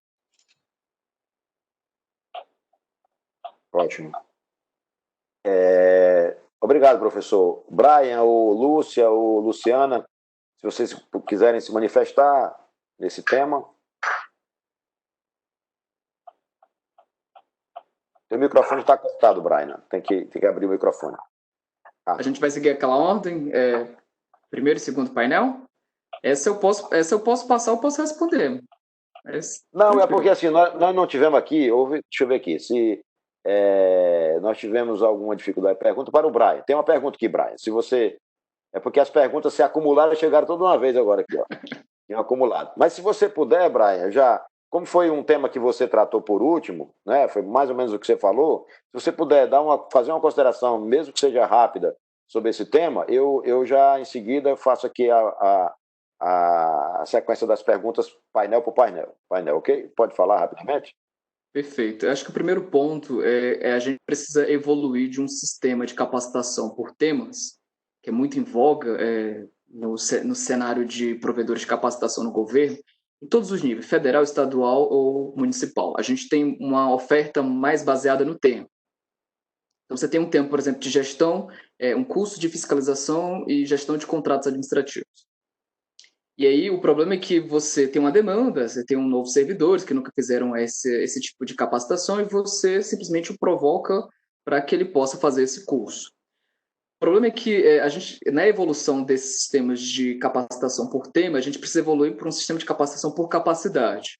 Seja ela no sistema de competência, que seria um nível mais evoluído, ou seja ela por algum outro instrumento baseado na maturidade do órgão. Então, tem órgãos que definem, por exemplo, a sua capacitação com base no seu regimento interno. Tem órgãos que baseiam sua capacitação com base num tripé institucional. Eles têm missão, visão e valores e passam a fazer a ordenação das suas capacitações com base nisso. Já tem órgãos no nível mais evoluído, tem um mapa estratégico, uma cadeia de valor. Eles passam a organizar as suas capacitações a partir disso. o importante é que a gente guarde um nível de coerência com o desempenho. Não existe capacitação que não seja para melhorar desempenho. Então, qualquer coisa fora disso, ou é para comemorar alguma coisa, né? Então, como você vê muitas vezes, vamos fazer um curso em alusão ao dia tal, ao dia X. Teoricamente, a gente faz um esforço, e um esforço não só de recursos financeiros, mas recursos humanos, para resolver problemas de desempenho. Então, geralmente, você tem um desempenho que é esperado, né? E aí você tem um desempenho atual que é ofertado em um nível inferior que você espera. Se a gente conseguir evoluir para esse nível de capacitação por capacidade, a gente vai melhorar o diagnóstico. A gente vai poder perceber de que eu estou mobilizando esses servidores porque existe uma demanda real, não fictícia, não imaginada, não declarada. Essa demanda real de desempenho é uma demanda que pode, inclusive, ser registrada. É uma demanda que passa a ser avaliada também. Se eu avalio isso de forma a priori, eu tenho condições de, a posteriori, fazer uma análise comparada muito simples entre como é que esses servidores entraram antes da capacitação e como é que eles saíram depois. Lógico, vai ter uma série de variáveis que são intervenientes, que não diz respeito apenas a essa capacitação. Então, pode ter uma série de eventos que, por exemplo, conseguiram a melhoria desse desempenho. Acho que o primeiro ponto é esse, a gente evoluir de um sistema de capacitação por temas para evoluir para um sistema de capacitação por capacidades, sejam elas competências ou não. A partir daí, a gente vai ter condições, enquanto gestor, de olhar para essas capacitações e dizer: essa capacitação fez diferença, essa não fez. Essa me ajudou a alcançar os meus objetivos estratégicos, essa não me ajudou. Porque você começa um esforço mensurável. Esse é um dos motivos, inclusive, pelo qual a gestão de pessoas briga tanto, esperneia tanto, fala tanto que não é ouvida, mas porque a gestão de pessoas não conseguiu ainda oferecer insumos para a tomada de decisão da gestão estratégica, muitas das vezes. Então, a gestão de pessoas não consegue chegar também na mesa da gestão estratégica e dizer: olha, invista em mim, faça repasse de recursos, porque está aqui. Os seus indicadores de negócio, os seus indicadores de performance são melhorados. Por quê? Porque esse nível de capacitação influenciou nessa entrega desse serviço. Esse nível de capacitação influenciou na melhoria dessa qualidade. Esse nível de capacitação garantiu de que você operasse melhores resultados. Esse nível de capacitação permitiu de que você melhorasse os seus procedimentos internos. Então, a gente não conseguiu ainda evoluir para a alta gestão para dizer o seguinte: a gestão de pessoas no discurso de vocês tem importância, mas na prática tem, porque está aqui, a gente entrega e faz a vinculação estratégica dos resultados. Ótimo.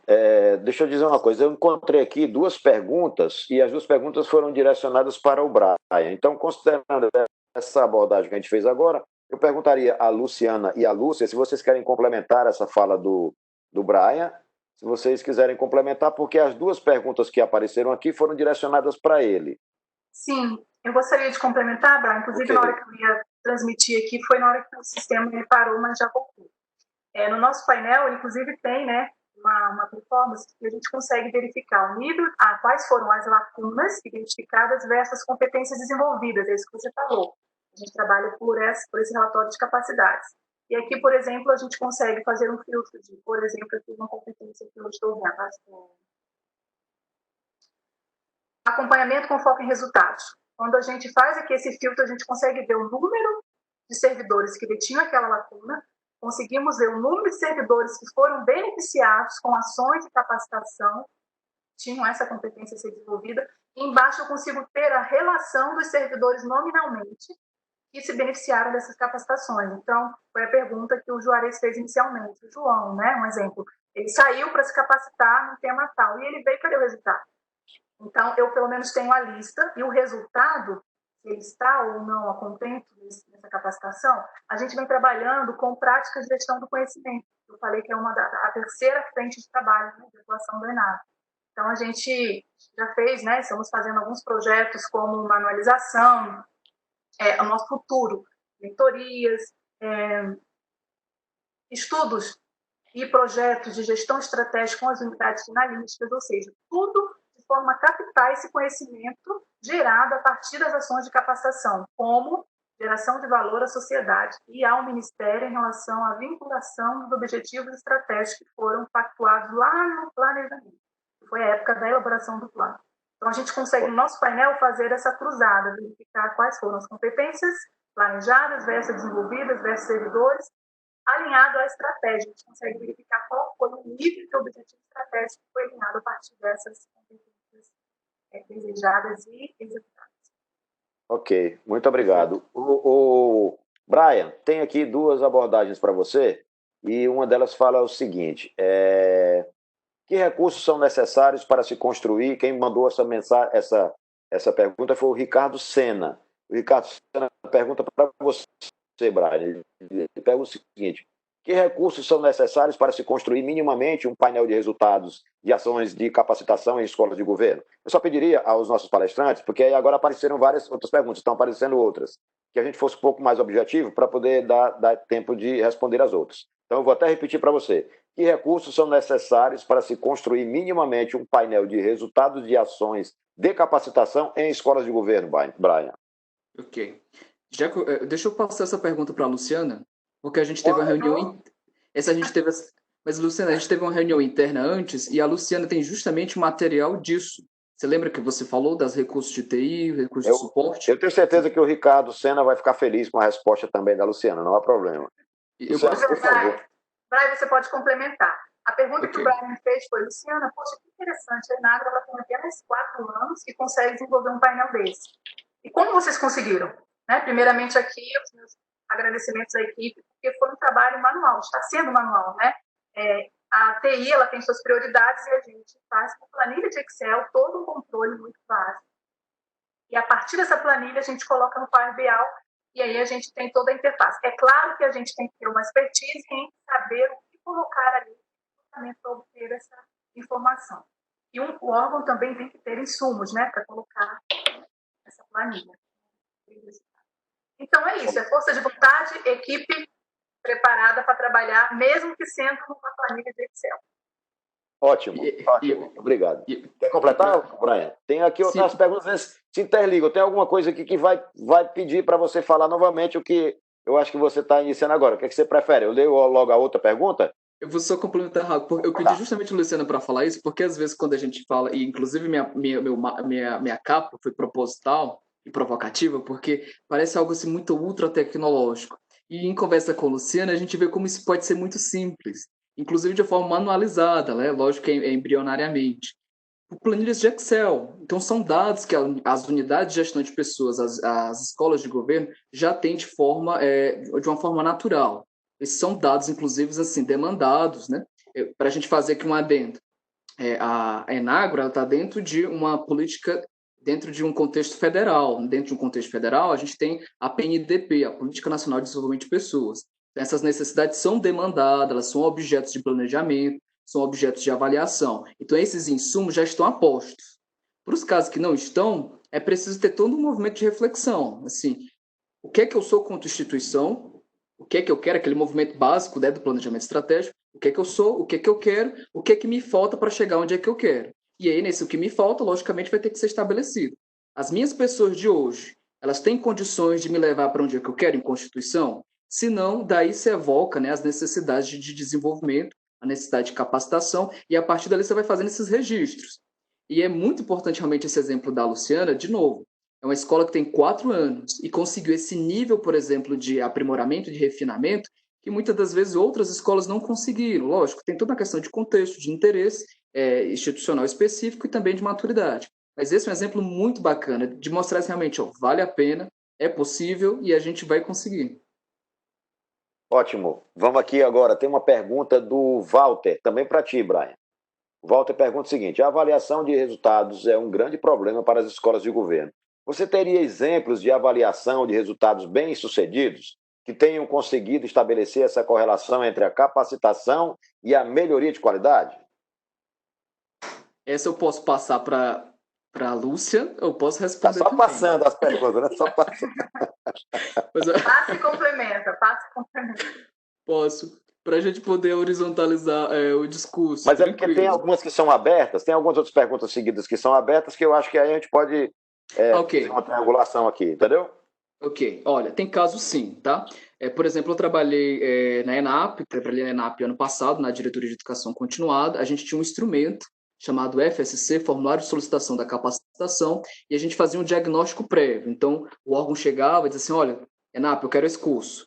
A ENAP, né, através dessa diretoria, demandava, né, devolvia através de um instrumento.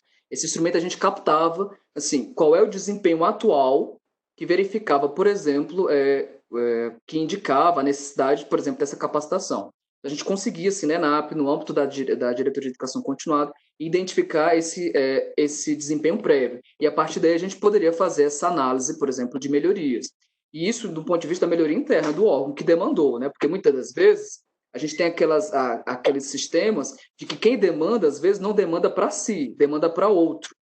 Então, pode ser um órgão que demande, por exemplo, para uma das suas unidades funcionais, e não para um órgão como um todo. Mas se a gente conseguir captar essa entrada inicialmente, a gente consegue dar conta de fazer uma comparação, de assim, olha, vocês entraram nesse aspecto, entraram com essas condições e saíram nesta. A gente conseguia, tem casos sim que a gente consegue. Eu acho que esse é o nível mais simples, né? Análise comparada de cenários prévios e pós. Mas se alguém tiver interesse, vocês também podem verificar no PSTO, Psicologia Social do Trabalho das Organizações. Ele é um programa de pós-graduação da UNB, aqui de Brasília, né? E ele tem vários casos, por exemplo, de análise de impacto em capacitação. E aí tem todo um esforço de fazer essa análise em profundidade e em amplitude. Então, tanto sob a perspectiva de quem participou, tem aquela autopercepção, de dizer, não, realmente melhorou, melhorei o meu trabalho, melhorei o meu desempenho, quanto aquela de uma avaliação vertical, né, quando o chefe diz, oh, realmente melhorou, uma avaliação mais holística, quando tem 360, avalia o chefe, você e os seus pares, ou então até mesmo uma avaliação externa, que basicamente é o que, assim, a gente tem muito esforço avaliativo, mas eu acho que a gente tem que fazer alguns adicionais de heteroavaliação. A gente não pode enfocar apenas na percepção imediata. A gente precisa ter dados claros, um pouco mais objetivados de como é que essas mudanças ocorreram ou não no posto de trabalho. Mas isso é possível, a gente já tem exemplos mesmo. Quem tiver interesse pode procurar o PSTO também. Ótimo. O Marco Antônio aqui, ele faz até um comentário, não é uma pergunta, eu acho que ele comenta alguma coisa aqui que vai mais ou menos na linha do que você falou. Ele diz, acredito que tem a ver com a participação na construção da agenda de capacitação, onde os servidores façam as suas demandas e os coordenadores do setor avaliem as priorizações feitas no que diz respeito a essas demandas. Bom, nós temos aqui outras duas perguntas que são abertas. E aí vocês ouvem aí a fala e vê quem acha que está mais aproximado do tema para responder. O Alisson pergunta o seguinte: como diagnosticar, avaliar e verificar a aplicabilidade da ação exercida para o público sociedade, entre aspas, os quais não estejam diretamente vinculados a algum órgão da administração pública? Como as escolas podem alcançar fora da administração pública? Quer dizer, eu vou repetir. Como diagnosticar, avaliar e verificar a aplicabilidade da ação exercida para o público sociedade, os quais não estejam diretamente vinculados a algum órgão da administração pública. Aberta. Quem dos nossos panelistas quiser se manifestar com relação a isso? Alguém se habilita? Tá. Eu gostaria de ouvir a Luciana. Ou então a Lúcia. Olha, tá vendo? Ficou para uma das duas aí. Deixa só então ver se as duas entenderam. É isso? Assim, como é que a gente verifica lá na ponta com a sociedade se foi interessante ou não? É isso? Deixa eu ler de novo. Como diagnosticar, avaliar e verificar a aplicabilidade da ação exercida para o público sociedade, os quais não estejam diretamente vinculados a algum órgão da administração pública. Eu posso dar o exemplo no caso do curso que eu apresentei. Ele não responde completamente à questão levantada, mas ele dá um direcionamento.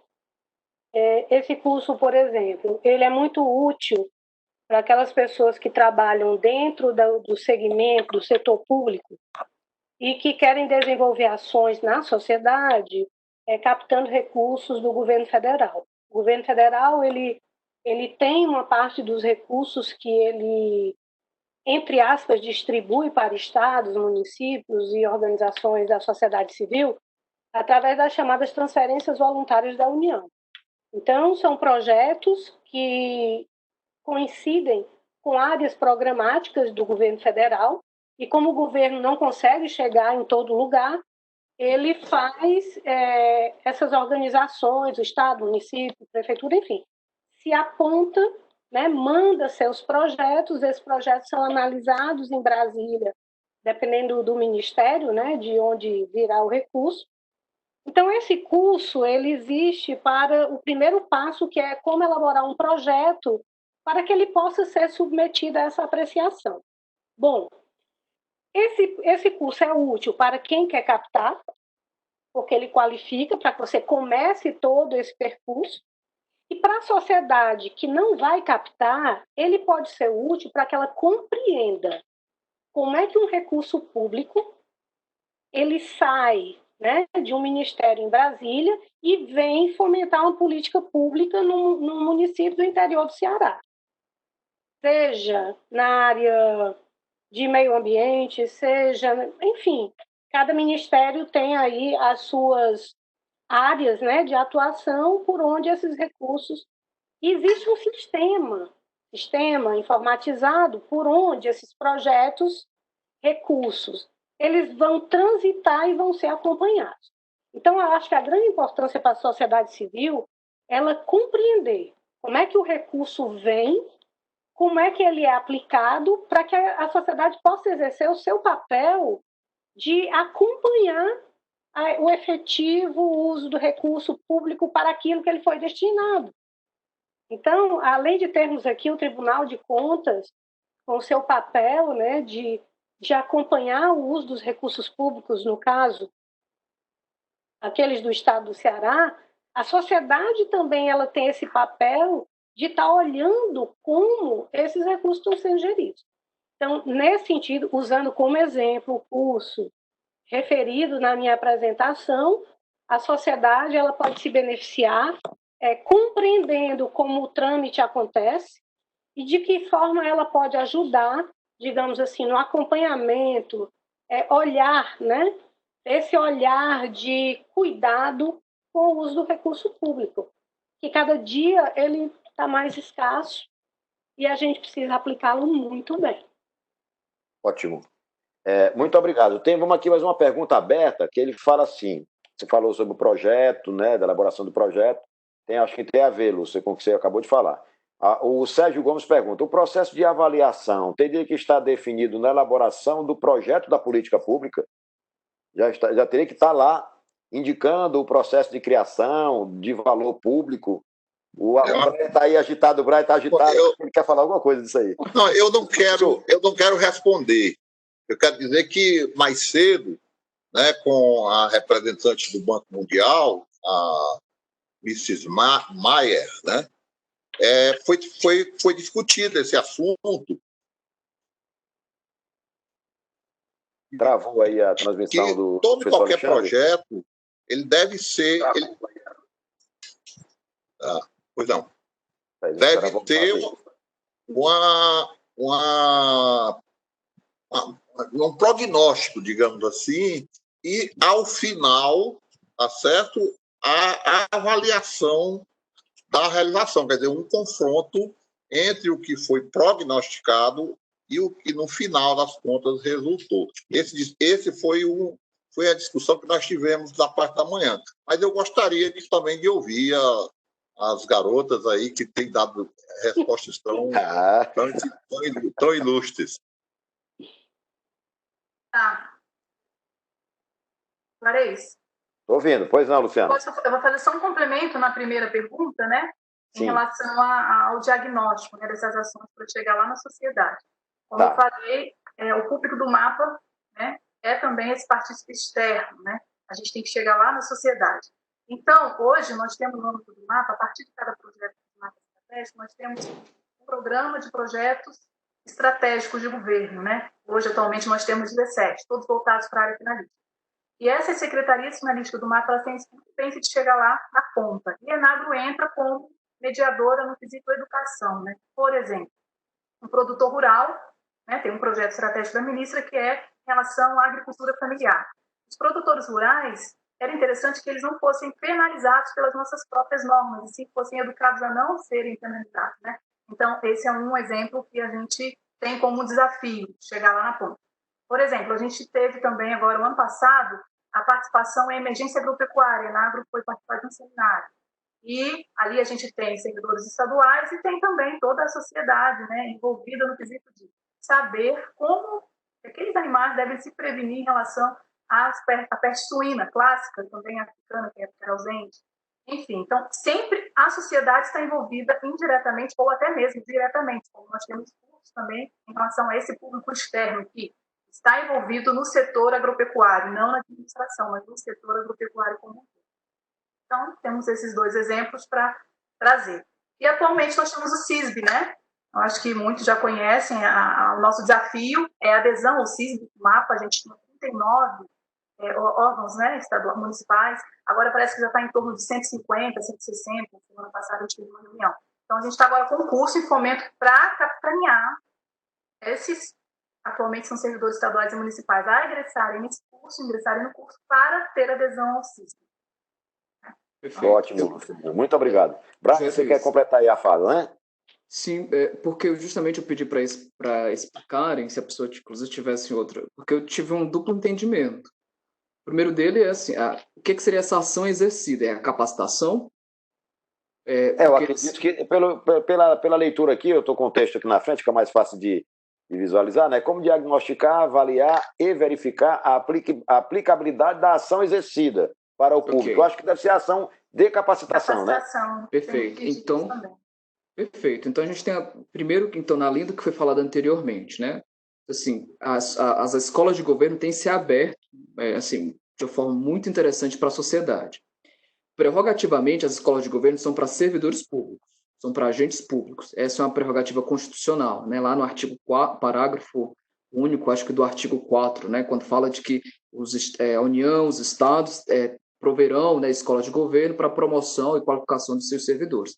Há um movimento nos últimos anos das escolas pensarem como alcançar também a sociedade. Então, você tem cursos não apenas voltados para os servidores, mas para a sociedade. Qual o ganho disso? Bem, o ganho é imediato porque você passa a aprender e a entender como é que são os mecanismos de funcionamento do Estado. E, bem, sem entendimento não há controle. Sem controle não há perspectiva de mudança. Então, acho que as escolas de governo, nesse ponto, têm exercido um forte apelo à sociedade de aproximação mesmo. Né? Embora eu acho que precisa se aproximar ainda mais, acredito que o público, de uma maneira geral, não conhece as escolas de governo, essa instituição em si, e isso até pode dificultar, né, eventualmente, num sistema, ou então num contexto de reforma, de proposição de continuidade e garantia dessas instituições, já que a sociedade não a reconhece, ou pelo menos não a conhece como um ente tão importante.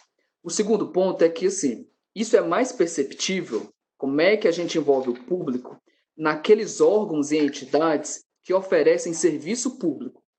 Nem toda administração pública oferece um serviço público, um serviço lá na ponta, com atendimento à sociedade.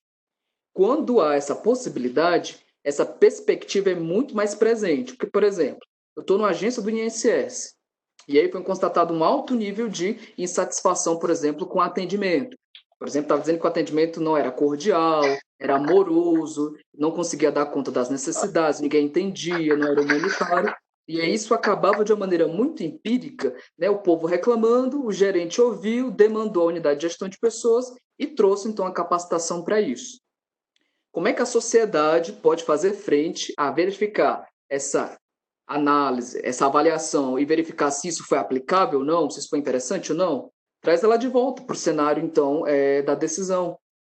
Se você tinha um cenário anterior em que a sociedade estava insatisfeita com aquela agência, por exemplo, do INSS, traz ela de volta, faz uma análise, por exemplo, sobre atendimento, faz uma avaliação de percepção de qualidade, aplica uma matriz, por exemplo, de importância, né? Usa algum recurso, por exemplo, de avaliação de experiência do usuário, e a partir daí, objetivamente e concretamente, a sociedade entra. Se olha, Brian, permite uma parte? Sim, então a sociedade diz. Isso, a sociedade diz, estou satisfeito ou não estou satisfeito. Mas permite um parêntese? Brian. Sim, por favor. Bom, mais cedo, acho que você ouviu que nós temos um programa aqui na Escola de Contas, aqui no Ceará, chamado TCE Educ. E o ano passado atendemos a todos os 184 municípios do estado. É um programa voltado para prefeitos, vice-prefeitos, presidente de câmara, vice-presidente, vereadores, secretários de estado, gestores de uma maneira geral, diretores de escola, mas também nós envolvemos o ensino médio através do agente de controle, que é o mesmo pacote, e reservamos sempre uma parte, pelo menos 20%, presencial, lá no município, lá no interior, para a sociedade, inclusive, testemunhar esse trabalho e também absolver esse intuito que você está falando aí. É só essa complementação, eu não estou querendo me gabar, nos gabar, não. Mas o nosso intuito é esse aí, é trazer, é sair ao encontro da sociedade e também trazê-la para dentro. Isso é um ponto importante, fechando o parênteses então rápido, esse é um ponto importante porque assim, há um relatório da OCDE de 2017 sobre a atuação de escolas de governo, né? Como é que as escolas de governo podem atuar como atores estratégicos na formulação de uma nova gestão pública para os desafios atuais. E uma das denúncias muito fortes que a OCDE faz é o que ela chama de currículo by proxy. Por quê? Porque geralmente as capacitações são demandadas por unidade de gestão de pessoas que não consultam nem sequer os servidores. Então, os servidores são nem chamados a isso. Então, a gente percebe que há um nível, ainda há um hiato, a diminuir, logicamente, de trazer os servidores também para demandarem aquilo que eles precisam, e não de forma única também. Há um nível estratégico gerencial que tem que entrar e definir exatamente se isso é necessário, é preciso. Mas eu acredito ainda mais num limite um pouco mais além, que é a gente incluir a sociedade realmente nesse processo. Como eu já havia falado anteriormente, quando há essa entrega de serviço público, isso é muito mais fácil.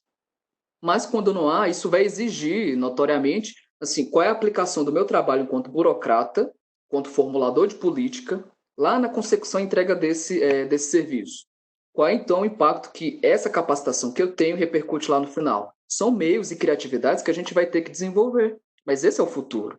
Né? Já foi falado, inclusive, pelo nosso secretário executivo, já foi falado pelo o diretor-geral, né, do ISC, de que esse é o movimento, a gente trazer a sociedade para a arena justamente decisória, de dizer, olha, eu não estou satisfeita com isso, eu estou satisfeita com isso, e a partir daí, enquanto gestores públicos, a gente se sentir ainda muito mais chamados, invocados a fazer as mudanças necessárias.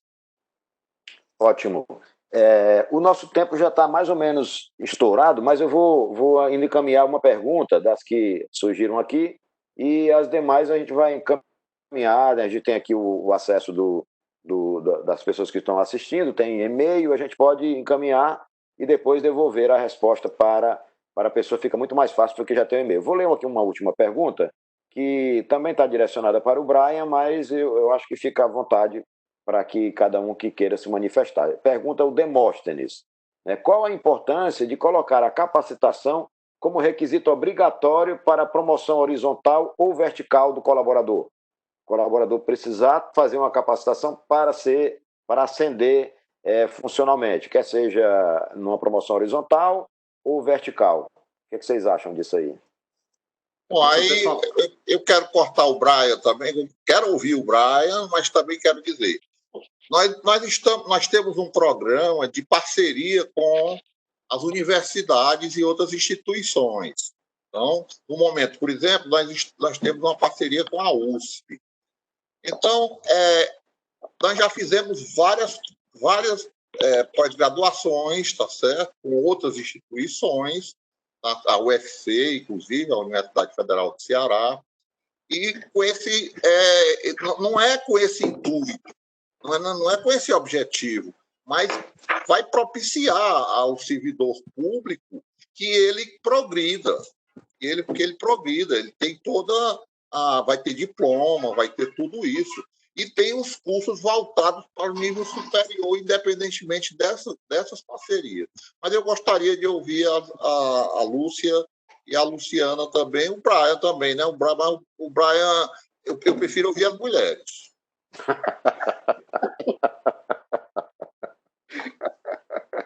Vamos lá, quem é que vai falar primeiro? A Luciana, a Lúcia Ou vão deixar o Brian falar primeiro? Quem se habilita a falar primeiro? Eu acho que a pergunta do Demóstenes aqui é com relação a ser um requisito obrigatório presente no regime jurídico do servidor. Então, o servidor está lá no regime jurídico dele, que para ele ser promovido, ele precisa fazer curso. Vamos dar um exemplo aqui lá na PM. Na PM, os oficiais, os capitães, para que eles sejam promovidos ao posto de major, ele tem que fazer um curso. Se ele não fizer esse curso, ele não pode ser promovido. Pode ser o melhor capitão da corporação, mas ele não vai ser promovido a major, porque ele não tem o curso. Quando ele chega a tenente-coronel, ele tem que fazer um outro curso, senão ele não é promovido a coronel. Então, eu acho que a pergunta aqui é com relação a colocar capacitação como um requisito obrigatório para a promoção. É uma pergunta mais voltada para regime jurídico de servidor, não necessariamente para a capacitação. Mas eu acho que ele deve querer aqui, talvez, a opinião de vocês. O que estou falando é nisso mesmo, é o regime jurídico. Porque, inclusive, tem cargos que é obrigatório que tenha essa formação. Né? Exato. E essa informação que o professor... militares, né? E essa formação que o professor Alexandre falou, né, você faz um curso de pós-graduação no regime jurídico, deve conferir a essa capacitação uma espécie de pontuação. Então, quando você vai somar a pontuação do servidor, aquele que tem cursos de pós-graduação, de mestrado, de doutorado, essas pessoas vão ter nos seus assentamentos funcionais, na sua ficha funcional, pontuações que vão fazer com que ele seja promovido primeiro. Mas a pergunta dele é isso ser obrigatório, entendeu? Eu só respondo por adendo, então, nesse caso, porque é uma pergunta que envolve não só a questão jurídica, envolve a questão de economia comportamental, né, de qual é a importância de fato de colocar isso como obrigatório. Isso envolve meritocracia, envolve a questão da motivação para aprender, envolve qual é a concepção que a gente tem hoje no Brasil da capacitação em si, né? Qual é o valor finalístico da capacitação? Apenas para promoção? Então, tem 4 fatores intervenientes que justamente acabam assim, fazendo interseção a essa resposta. Então, eu respondo, mas por adendo. Eu realmente vou ceder a palavra para a Lúcia e para a Luciana. Não, eu vou só fazer uma pequena colocação. Assim. Não é uma pergunta que se responda com sim ou não, porque é complexo. E tem muito mais, está muito mais relacionado à estruturação das carreiras públicas. Então, cada carreira, eu não vou entrar na questão jurídica, que é a minha área, né, mas, em princípio, as carreiras elas têm a sua estruturação. Algumas carreiras estruturadas no Estado, elas colocam como fator de promoção a questão da capacitação. Nem todas com obrigatoriedade, mas no sentido de pontuação, com certeza. Inclusive, existe até carga horária mínima para que um curso pontue, digamos assim, dentro dessa perspectiva. Na carreira acadêmica, por exemplo, hoje, quando eu entrei na universidade, a gente não era obrigado a seguir essa carreira fazendo especialização, mestrado, doutorado. Era desejável. Hoje, se você não faz, você fica com a carreira estacionada, digamos assim. Então, cada carreira ela tem uma estrutura própria que define se a capacitação vai ou não entrar como requisito de promoção e, mais ainda, se é obrigatório ou não. Não é uma resposta, depende, né? Depende. Então, eu não me arriscaria a dizer tem que ser obrigatório ou não tem que ser obrigatório. Eu acho que as carreiras precisam ser analisadas dentro da sua missão, digamos assim, profissional. Eu não posso comparar uma carreira médica, vamos pegar o exemplo do momento, ou uma carreira médica, não, carreira na área de saúde, nesse momento que nós estamos vendo todos os gargalos do sistema de saúde com a pandemia do Covid. Tudo. Está vindo tudo à tona. Não só na área de saúde, mas nas nossas vidas também. Quando eu vou para uma carreira na área de segurança, como o Juarez colocou, militar, segurança, tem uma outra lógica. Né? Então, cada carreira ela vai estar dentro de um escopo, digamos assim, teórico, até ideológico e jurídico, onde a capacitação ela vai entrar na forma aderente àquele modelo. Então, eu não arriscaria dizer de uma maneira geral sim ou não. Ok. Luciana, você quer dar alguma opinião, Luciana? Sim, também não vou falar, não vou dar meu posicionamento se sim ou não, mas a experiência que a gente tem no MAPA, a prática, que algumas carreiras, sim, elas ali, para fins de promoção, o servidor tem um número mínimo de horas de capacitação, e aquela capacitação também, a temática, tem que estar voltada à sua unidade de lotação. O que a gente entende aqui no MAPA, está estudando, né, fazendo também benchmark em outros órgãos e tendo amadurecendo a ideia no sentido, né, é que tenha a meritocracia implementada no quesito de trabalhar em trilhas de aprendizagem, né, seja em Y ou transversal, e que essas trilhas transversais, isso a gente já está em andamento, já está implementando, né, é que, pelo diagnóstico de competências do servidor, a cada nicho de competência, o servidor teria ali aqueles caminhos, né, aqueles trilhos a seguir. E, por outro lado, a trilha em Y, para fim de meritocracia, a gente entenderia ali se o servidor ele deseja ocupar um cargo de estratégico, ES 4, 5, 6, como a gente chama aqui. Ele seguiria por um nível de trilhos até chegar ali no nível máximo. Trabalharíamos ali, então, a certificação daqueles trilhos percorridos na trilha para a ocupação do cargo de ES 4, 5, 6. Então, a gente está em estudo nesse sentido, mas para fim de meritocracia. Ótimo. Bom, minhas amigas, meus amigos, eu queria agradecer aqui a professora Lúcia Maria Gonçalves Siebra, agradecer a professora Luciana Gomes Rodrigues Barbosa dos Santos, ao João Brian Rodrigues de Freitas, e agradecer ao professor Alexandre Figueiredo, que abrilhantou aqui os debates, nos ajudou bastante aqui com as suas contribuições. Perturbando, né? Perturbando, né? E é isso, perturbou nada, foi agradável a sua presença aqui. Muito bom a sua chegada. Antes de passar a palavra para a Hilária, eu queria só passar a palavra para cada um deles três, para que eles fizessem as considerações bem resumidas, bem finais, com relação à participação, e em seguida eu passo a palavra para a Hilária dar sequência ao final dos nossos trabalhos. Eu vou começar aqui, vou tomar aqui a liberdade, começar aqui pela Lúcia. Lúcia, por favor.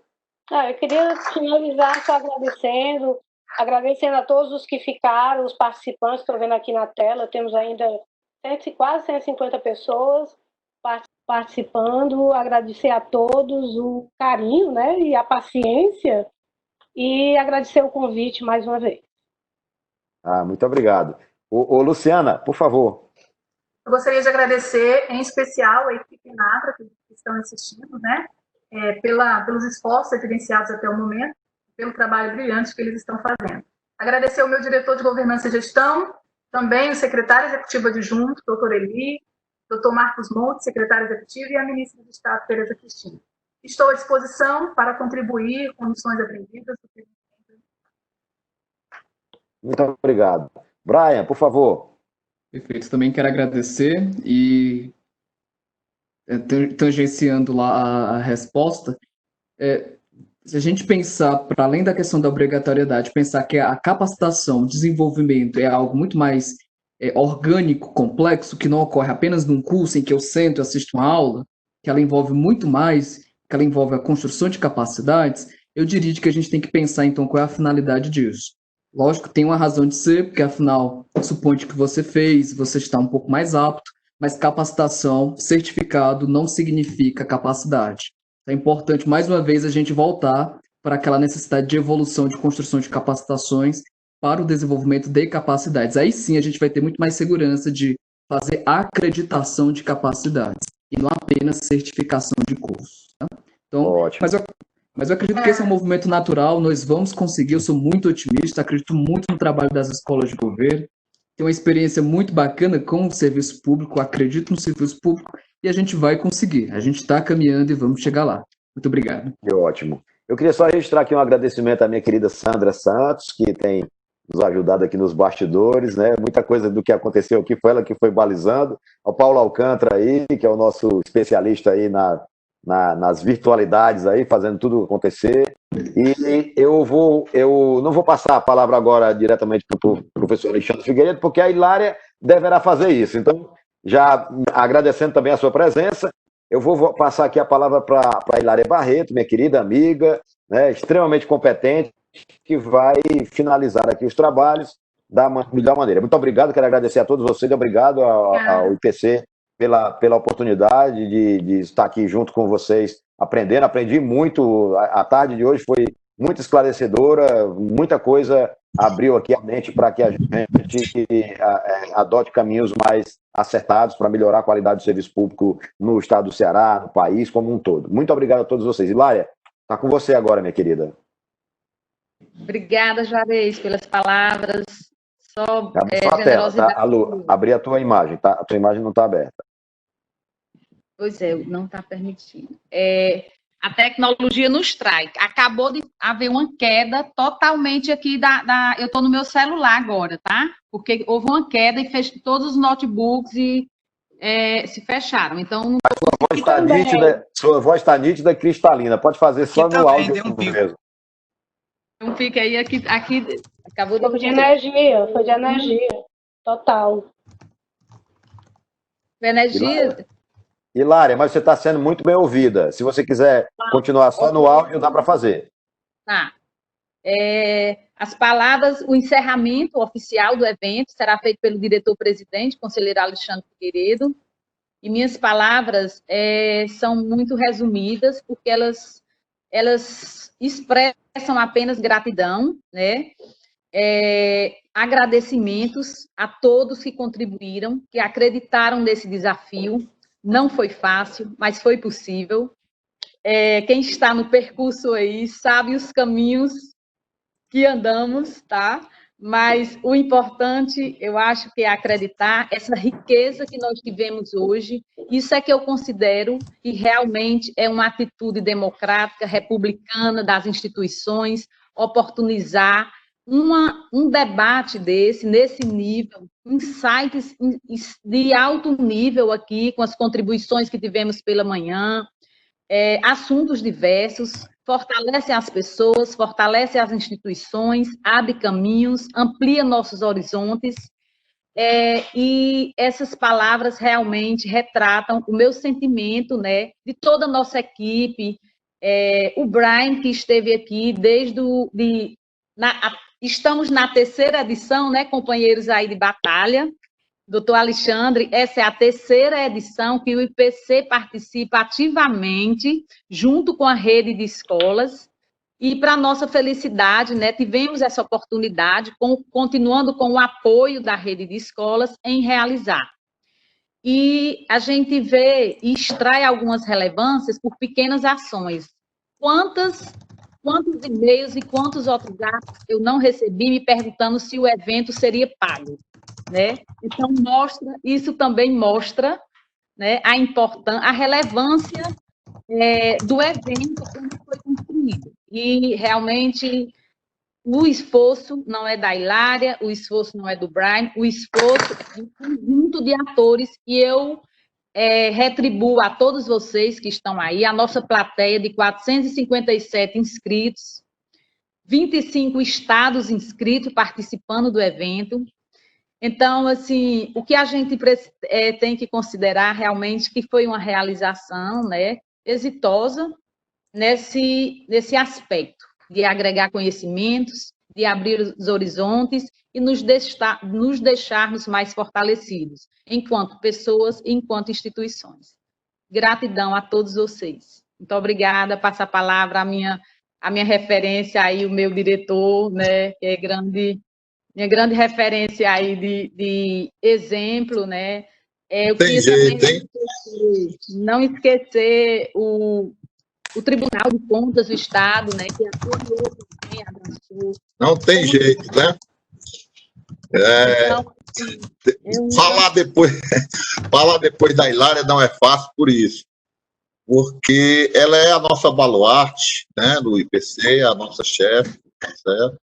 E ela sempre faz referência a mim, tá certo? Me deixa encabulado. Mas, olha, em nome do presidente Valdomiro Távora, conselheiro Valdomiro Távora, tá certo? Em nosso nome, do Instituto Plástico Castelo, nós queremos agradecer a participação de todos os painelistas, todos os mediadores, todos os participantes de outras escolas, de outras instituições, enfim, todos, né? Mas 2 pessoas é que eu peço permissão a todos para fazer esse agradecimento em 2 pessoas. Na doutora Hilária, tá certo? E no doutor Brian, certo? Ainda, na parte de logística e tudo, nós não podemos deixar de citar o Paulo Alcântara, que é o homem que gerou essa base da sede, né? A Fabrício, a Sandra Valéria, certo? Mas, olha,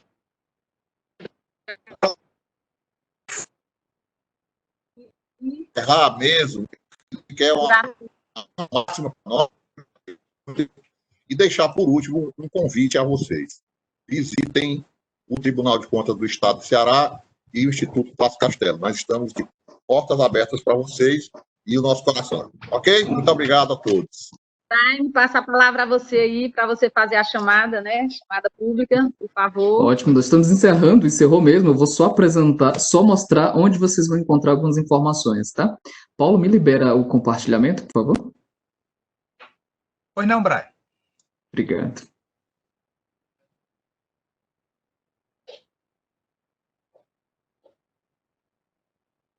Ótimo.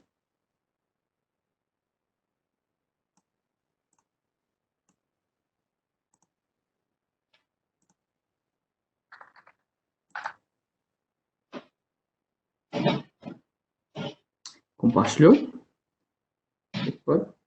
Compartilhei, está aparecendo aqui, começando a aparecer. Ok. Gente, nós estamos encerrando mesmo, tá? Esse é aqueles segundos finais. Eu realmente só preciso mostrar para vocês o local onde vocês vão encontrar as informações. Vocês estão achando que acabou aqui? O nosso trabalho enquanto SAEG, ele não para. Estão todos verificando a página? Estão? Ótimo. Eu queria convidar, então, a todos os participantes a acessarem o nosso site, o site da SAEG, tá? Esse site, ele acaba captando qual é a proposta da SAEG, fala sobre o histórico da SAEG. A SAEG é um empreendimento que tem 3 anos e não se encerra apenas na execução desses eventos interligados em que nós realizamos, né? E aí a gente tem, a cada ano, um produto que a gente entrega. Em 2018, inclusive, a gente fez o produto final que a gente encerrou, a nossa SAEG, foi uma carta de intenções para a construção de capacidades avaliativas. Então, foram 7 signatários das escolas da Rede Estadual de Escola de Governo do Ceará. A gente teve desdobramentos disso, né? E hoje, qual é o produto, então, da SAEG? Em novembro, em meados de novembro, a gente vai lançar um e-book só sobre relatos de experiência em divulgação de resultados em capacitação. Então, o meu convite é para que você, escola de governo, você que trabalha com escola de governo, ou que trabalha com unidades de gestão de pessoas, seja do judiciário, do legislativo, ou do executivo, do município, do estado, ou da União, que você submeta o seu relato de experiência. Os 30 melhores relatos de experiências vão compor esse livro que vai ser publicado em novembro. A partir de segunda-feira próxima, aqui no nosso site, vai ter um campo específico para o nosso e-book, onde você vai ter lá o edital, vai ter lá as orientações e vai ter também um local onde você possa submeter o seu relato de experiência. Então, a partir de segunda-feira, a gente está abrindo essa chamada pública e a gente gostaria de convidar todos para que a gente possa divulgar e difundir de uma maneira muito mais em escala, né, as experiências exitosas que a gente tem. Mais uma vez eu falo, eu acredito muito no serviço público, existe muita coisa boa no serviço público, e a ideia do e-book é justamente falar e mostrar que é possível para os gestores, formuladores de políticas e pesquisadores de que já há muita coisa boa, bastantes iniciativas e insights interessantes em operação no serviço público. Então, esse é o meu convite. Peço que vocês divulguem para outros interessados também, e a partir de segunda-feira podem, então, ter acesso ao nosso site, que lá vocês vão encontrar essas informações sobre o e-book. Esse é o último estágio, então, da gestão do conhecimento, onde a gente tem a possibilidade dessa troca de experiências, mas a gente torna todo esse conhecimento tão rico em um conhecimento formalizado que pode ser acessível por várias outras pessoas através desse e-book. Então, meu muito obrigado e... Brian, desculpe aí, Eu deixei de agradecer o homem do TC Educ, que é o doutor Juraci Muniz. E a você, então, é você quem encerra. Juraci, Sandra Valéria, Paula Alcântara. Falei da Sandra Valéria, eu falei. Foi uma equipe.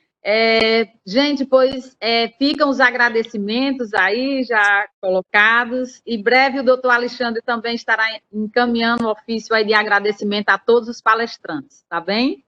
Muito obrigada. Por favor, só informe aí sobre os certificados. A informação dos certificados. A gente lembra que o IPC, por meio do CIGED, né, vai certificar todos e que, por favor, não esqueçam de fazer a avaliação do evento. Ok. Obrigada, Juarez, Lúcia, Luciana, obrigada a todos, um abraço. Obrigada, pessoal, prazer. Obrigado. Tchau, pessoal. Até breve. Tchau. Obrigada a todos. Boa tarde. Um abraço.